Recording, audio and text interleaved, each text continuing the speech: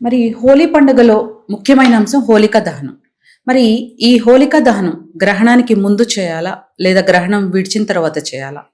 అది చేయడానికి మంచి ముహూర్తం ఏమిటి?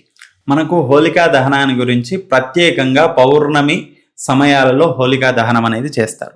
పౌర్ణమి సమయాలలో అంటే 2వ తారీఖున సాయంకాలం 5 గంటల తర్వాత మనకు ఈ యొక్క పౌర్ణమి అనేది వస్తుంది. ఆ సమయంలో రాత్రికి మనము హోలికా దహనం చేసుకోవచ్చు.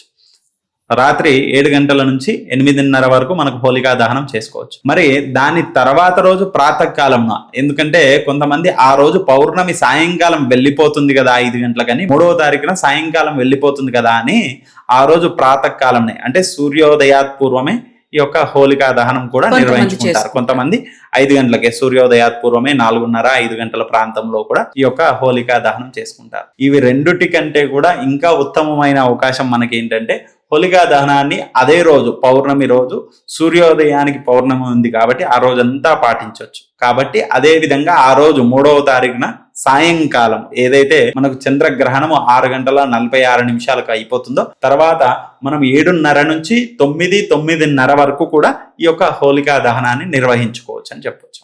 సో 3వ తారీఖున ఖచ్చితంగా అలా పూర్తిగా హోలికా దహనం చేసుకొని మనకు 4వ తారీఖు హోలీ పండుగను నిర్వహించుకోవచ్చు.